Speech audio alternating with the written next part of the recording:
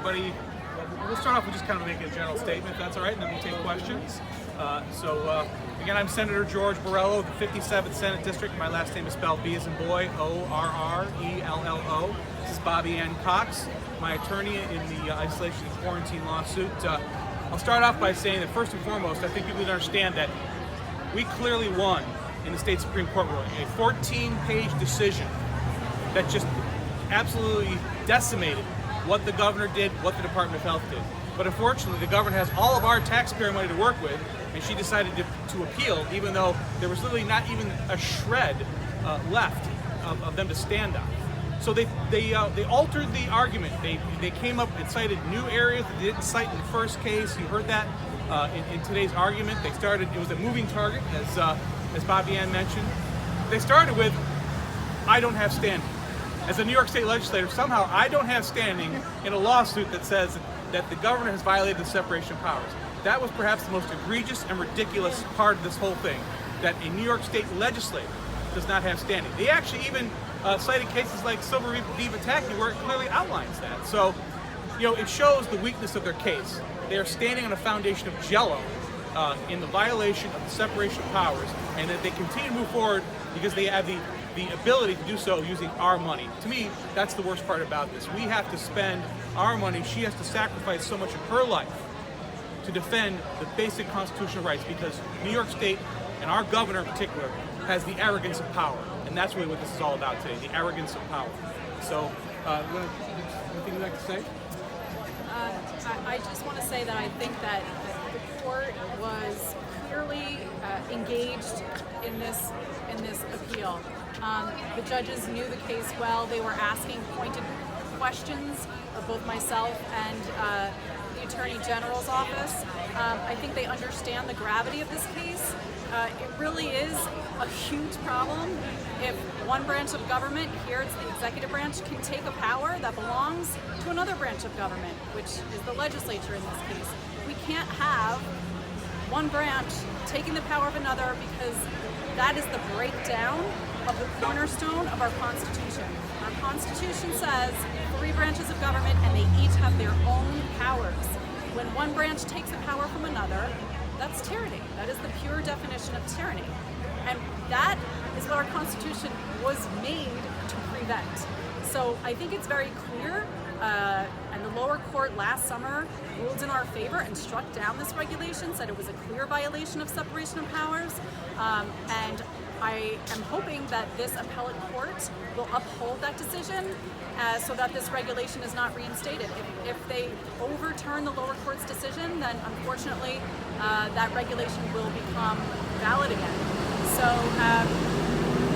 I hope that everybody keeps on top of this case. It's going to be a couple months before a decision comes out, and if we win on the appeal, who knows, maybe the Attorney General will appeal it again to the Court of Appeals. We'll have to see how that goes. But I thank you all for coming, and we're happy to take some questions. When do you expect the decision next? Like a date? Do you have a date? No, there's not a date certain. So they typically rule at the end of their session.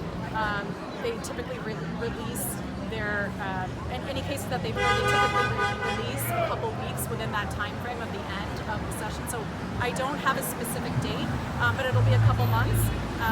And so we'll stay on top of it. If people want to follow updates on it, certainly you can find the updates will be posted at unitingnys.com, which is a citizens group, which is a plaintiff in this case, along with my legislators.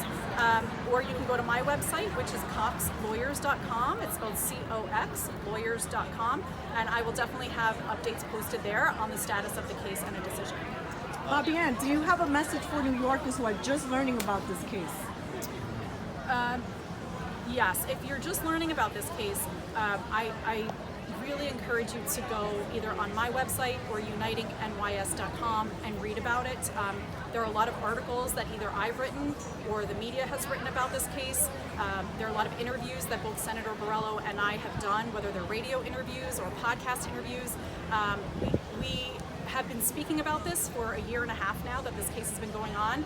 If you're not aware of the case, please read about it or listen to one of our interviews, because it's astonishing that the Department of Health, which is the executive branch, would even try to make a regulation like this. This regulation has no place in the United States of America, let alone in the great state of New York. So please stay informed. Absolutely. You can also, I'm on Substack. You can follow me on Substack. I post updates there, and I do an article once a week about things going on in New York State and the country in general about our constitutional rights. So you can find me at attorneycox.substack.com. But maybe Senator Borrello has a response to that question. Yeah, I mentioned this before, but I think people have to understand too. There's been a lot of, the Attorney General just kind of try to throw some shade here. Probably the biggest thing is they tried to make this all about COVID. But if you look at the regulation, you look at the long list of diseases, most of which aren't even communicable diseases. These are reasons why, if they suspect that you may have been exposed to this long and, by the way, easily changed list of diseases, that is truly troubling. Now, you might say to yourself, okay, something that's like COVID, maybe you might justify something, but we already have a law for that. It's already in place. But what about things like, and I'm not kidding here, the list includes things like toxic shock syndrome, botulism, which is a very sickening disease, but it's not communicable. There are several diseases on this list that would give the Department of Health the absolute right to come in without any proof that you're sick, without any proof you've been exposed, with law enforcement, and take you from your home, take your children from your home. That's what this regulation says. This regulation would make the Chinese Communist Party blush. That's how bad it is. And yet, here it is. And I hope that the judges today, based on the questions that they asked, will uphold the lower court decision. Because clearly they had some questions too as well. Where does it say that, counselor? He probably said that a couple times. And his answer was, well, you gotta just trust us that it's there. That's not the business that we're in. Any other questions? Just in terms of what exactly happened with the oral argument, can you just describe, the makeup, how many people spoke, and just a little backside of some of the stories of what exactly happened, if you will. Sure, yeah. You want to talk a little about that? Sure. Yeah. So, because the government was appealing, it was the Attorney General's office representing Governor Hochul, the Department of Health, the Commissioner of Health, and the Health Planning Council. Because they lost at the lower court level last year, they filed the appeal. So they were the appellants, so they went first. A representative from the Attorney General's office argued the case on behalf of the appellants, and the judges then asked questions intermittently. When they had a question, he would answer, and then when he was done, it was my turn to stand up and argue to the court why I think that the lower court, in striking this reg down last year, why I thought the lower court was correct, and to point out some of the inaccuracies that the Attorney General's office had stated in their argument. And the judges also asked me questions when they had questions about a specific item or a specific part of argument that the Attorney General had brought up. So there was a lot of back and forth going on in the court, but typically that's how it works. The appellant will go first, and then the respondents, which we are the respondents in this case, would go second. So I think it was a good showing of questions. I think the judges understood what was going on here and the gravity of the situation based on the questions that they asked. Jumping off of that, just in terms of how you felt, personally, and just the emotions in court, how you felt after Wednesday. I think that it went very well. The presence of so many members of Uniting New York State and just members of the public in general here at the courthouse, they packed the courtroom. They were in the hallways. They were outside the courthouse, live streaming it. I think the showing of support by the people of New York. There are actually some people here, they told me they came from other states like Michigan. So I think that support really sends a message to, not just to the court, it sends a message to the government in New York State. It sends a message to other legislators. It sends a message to the executive branch saying, this matters to us. We don't want forced isolation and quarantine with no due process in violation of the Constitution, in violation of existing New York State law. That is not what we want. I felt good arguing the case. I think that we are on solid constitutional grounds in our argument. So now it is up to this five-panel judge,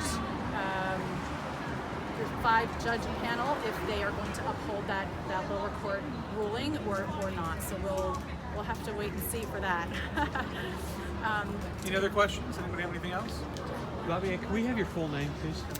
Yes, my name is Bobby Ann Flower Cox. Bobby is spelled Bobdie, Anne, Flower, Flower, and Cox is COX. Well, thank you all very much for being here. We appreciate it. Thank you. Thank you. Thank you. Thank you.